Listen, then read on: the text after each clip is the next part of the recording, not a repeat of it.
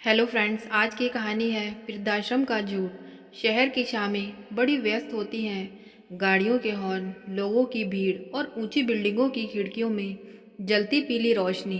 इन्हीं रोशनियों के बीच रहती थी सविता देवी। उम्र करीब 60 के आसपास।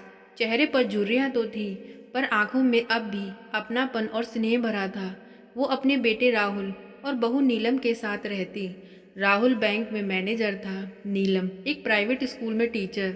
दोनों की जिंदगी तेज रफ्तार में थी और सविता देवी की दुनिया बस उनके लिए थी। हर सुबह चाय बनाना, टिफिन तैयार करना और शाम को दरवाजे पर खड़ी होकर उनका इंतजार करना। लेकिन वक्त के साथ सविता देवी को महसूस होने लगा था कि अब घर वही घर नहीं रहा। नीलम के चेहरे पर जो पहले मुस्कान हुआ करती थी, अब वहाँ खींच और चिड़चिड़ापन बस रह गया था। सुबह सुबह नीलम की झुंझलाहट, छोटी छोटी बातों पर ताने और हर बार ये कहना कि माँ जी थोड़ा अपने कमरे में रहा कीजिए, मेहमानों के सामने बार बार मत आया कीजिए, सविता देवी को भीतर तक तोड़ देता था। राहुल बीच में पढ़ना चाहता था, पर नीलम की बातों और माँ की चुप्पी के बीच वो अक्सर खामोश रह जाता। सविता देवी जानती थी बेटा अब दोनों तरफ से झूल रहा है। एक दिन सुबह चाय बनाते वक्त सविता देवी ने धीरे से कहा, नीलम बेटा, आज तुम्हारे पापा का जन्मदिन है। मैं मंदिर जाकर कुछ प्रसाद चढ़ाना चाहती हूँ।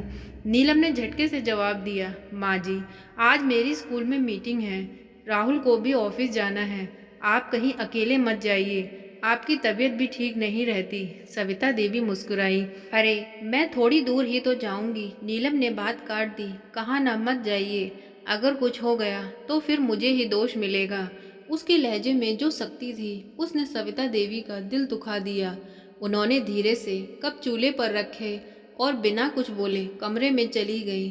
उस रात राहुल ने देखा कि माँ कमरे में बैठी पुराने फोटो एल्बम देख रही थी। माँ क्या हुआ, उसने पूछा।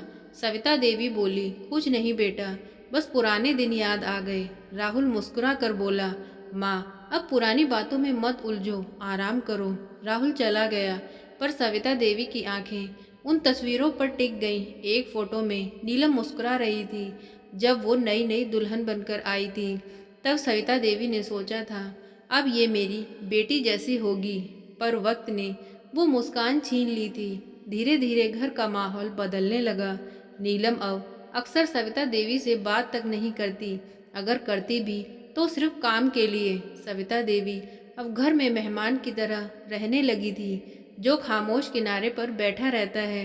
एक दिन पड़ोसन ने दरवाजे पर आकर कहा, अरे सविता जी आजकल दिखती नहीं, सब ठीक तो है? सविता देवी ने झूठी मुस्कान दी, हाँ सब ठीक है बहन जी, पर उनके भीतर सब ठीक नहीं था। फिर एक दिन नीलम ने राहुल से कहा, सुनिए अब मम्मी को संभालना मुश्किल हो गया है, दिन भर घर में घूमती रहती हैं, बिजली पानी का ध्यान नहीं रखती, कल तो गैस भी खुली छोड़ दी थी, अगर कोई हादसा हो गया तो। राहुल ने कहा, तो क्या करें? नीलम ने थोड़ा रुक कर कहा, मेरी सहेली की मम्मी को एक बहुत अच्छा सीनियर केयर होम मिल में रखा गया है, बहुत बढ़िया जगह है, वहाँ सब सुविधा हैं, डॉक्टर नर्स साथी और देखभाल।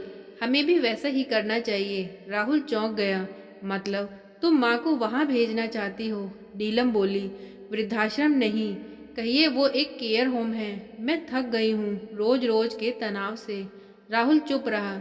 उसे अपनी माँ का चेहरा याद आया, जो हर सुबह उसके लिए टिफिन बनाती थी। लेकिन नीलम की बातों में वो उलझ गया। मैं सोचता हूँ, उसने बस इतना कहा। कुछ दिनों बाद नीलम ने सविता देवी से कहा, माँ जी एक बहुत अच्छी जगह है जहाँ आपका बहुत ध्यान रखा जाएगा। वहाँ आपकी उम्र के लोग रहते हैं, बातें करते हैं, घूमते हैं, आपको अच्छा लगेगा। सविता देवी ने मुस्कुराने की कोशिश की, क्या मुझसे तुम लोग परेशान हो गए हो? नीलम ने झूठी मुस्कान दी, अरे नहीं माँ जी, बस आपकी सेहत के लिए। सविता देवी ने सिर झुका लिया। वो जानती थी कि बहू ने फैसला ले लिया है और राहुल कुछ नहीं बोलेगा। तीसरे दिन नीलम ने गाड़ी मंगवाई। सविता देवी ने अपनी पुरानी साड़ी, कुछ फोटो और भगवान की छोटी मूर्ति बैग में रखी। गाड़ी चली। सविता देवी खिड़की से बाहर शहर देखती रही, वही सड़कें, वही मकान, पर अब सब अनजान लग रहा था। रास्ते में नीलम ने कहा, माँ जी, वहाँ की मैनेजर बहुत अच्छी है, सब सुविधा है, आपको कुछ कमी नहीं होगी। सविता देवी बस हूँ कहती रही। करीब 1 घंटे बाद गाड़ी एक पुराने से गेट के सामने रुकी, जिस पर लिखा था आश्रय गृह, बुजुर्गों के लिए नहीं, भावनाओं के लिए। सविता देवी ने नाम पढ़कर चौंक कर देखा। ये तो वृद्धाश्रम जैसा नहीं लग रहा। नीलम ने कहा, माँ जी, बस अंदर चलिए, सब समझ जाएंगी। अंदर जाते ही सविता देवी को एक औरत ने स्वागत किया। नमस्ते सविता जी, हम आपका इंतज़ार कर रहे थे। नीलम ने जल्दी से कहा, मुझे देर हो रही है, मैं शाम तक लौटूंगी। और वो चली गई। सविता देवी अंदर पहुंची तो वहाँ कोई बुढ़ापे का घर नहीं था, बल्कि एक सुंदर सा आश्रय जैसा माहौल था।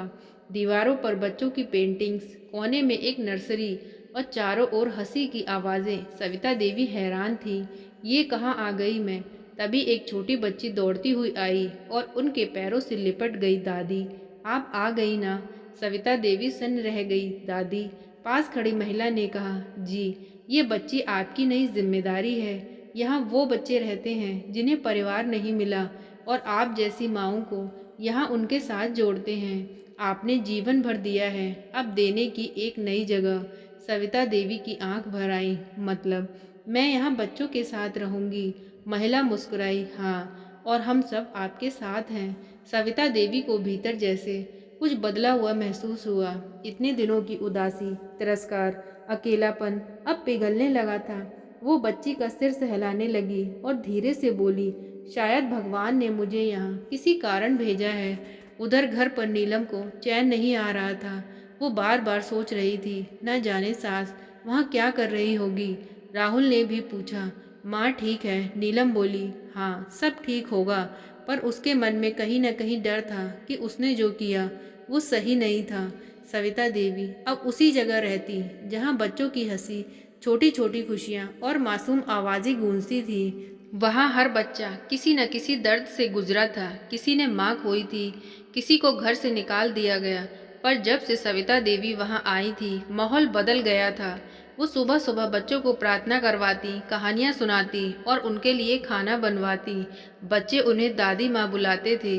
उनकी मुस्कान में अब फिर से वही गर्माहट लौट आई थी जो कभी घर की दीवारों में खो गई थी। एक शाम एक छोटी बच्ची ने उनसे पूछा, दादी माँ, क्या आपके घर वाले नहीं आते? सविता देवी ने हल्की मुस्कान दी, आएंगे बेटा, जब भगवान चाहेगा। वो बच्ची उनकी गोद में सिर रखकर सो गई। सविता देवी की आंखें नम हो गईं। दूसरी ओर नीलम के घर में सब कुछ बदल गया था।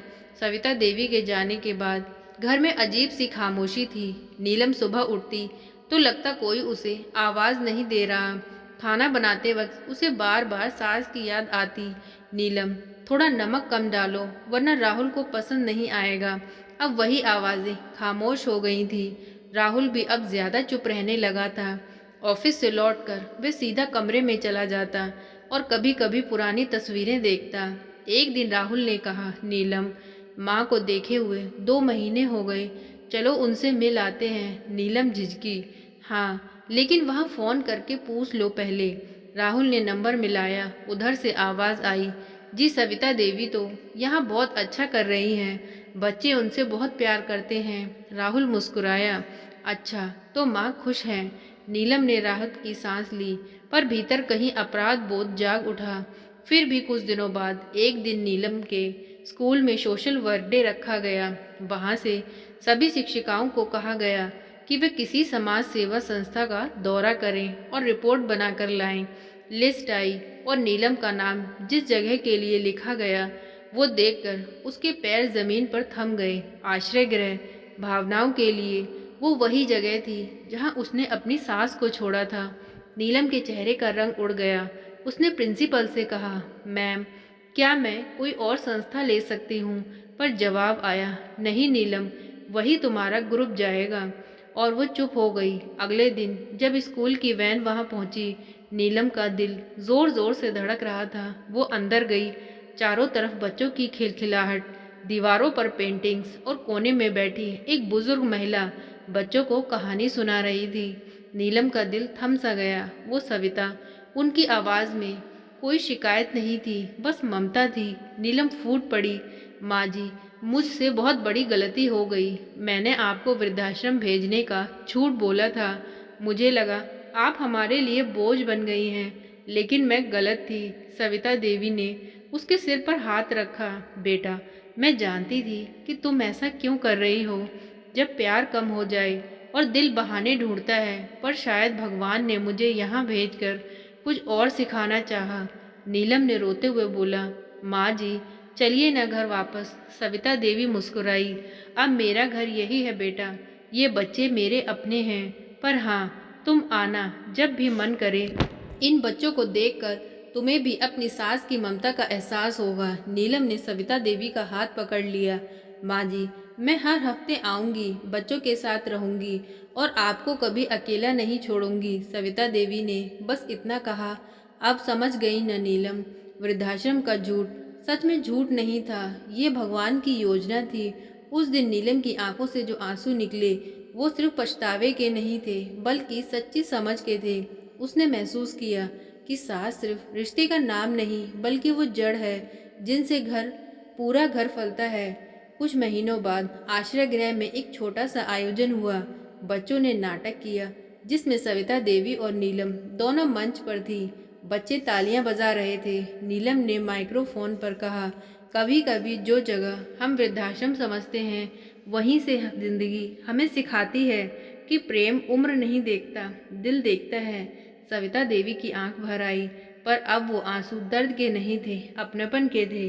राहुल भी वहां आया था। माँ को देखकर उसके चेहरे पर मुस्कान फैल गई।